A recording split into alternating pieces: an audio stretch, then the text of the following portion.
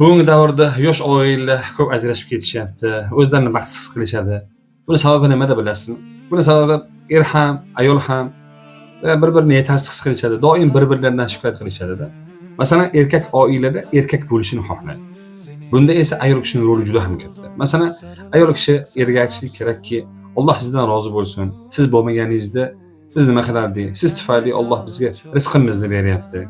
Siz bizni baxtli qilyapsiz, yaxshi yashayapmiz deb bir kambag'al oilani eriga o'rnak qilib ko'rsatib, mana falonchini qarang, yaxshi yashamayapti, ishi ham uncha yurmaydi, sizni ishingiz yaxshi, siz harakat qilyapsiz deb eriga motivatsiya berish kerak, ruhlantirish kerak, o'zini baxtliligini eriga his qildirish kerak-da.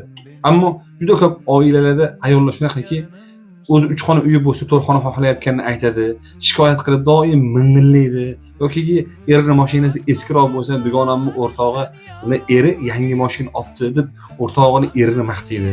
Mana bu narsalarni eshitgan erkak huzursizlanadi. Ya'ni oilasini baxtli qila olmayotgan erkak sinadi va huzursizlangan, singan erkak oilasiga ham huzur bera olmaydi, baxt bera olmaydi.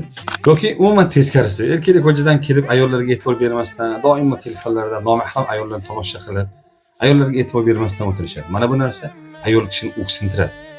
Ayol kishiga go'zalligini e'tirof qilishi kerak, uni pishirgan ovqatlarni maqtashi kerak. Ayol kishining shu qadar bir go'zalligini e'tirof qilishi kerakki, dunyo bo'yicha go'zallar bilan musobaqalashadigan bo'lsa, uni eri maqtaganligi uchun u birinchi o'rinni olaman degan hissiga yashashligi kerak ayol kishi. Ana o'shanda oila baxtli bo'ladi.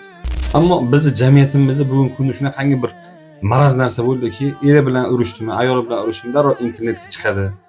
Ayol erini, er ayolni ayblarini to'kib soladi yoki ko'chaga chiqsangiz eshitib qolasiz, erkaklar ayollardan shikoyat qilishadi, ayollar erlardan shikoyat qilishadi. Vaholanki Alloh azza va jalla Qur'onda marhamat qilib, "Hunna libasul lakum va antum libasul lahum."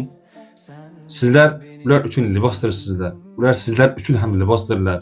Nimadan? Ya'ni libos nima qiladi desa, libos yopadi insonni, bezatadi, sovuqdan asraydi, issig'idan asraydi. Er xotin bir-biriga libos bo'lishi kerak emasmi?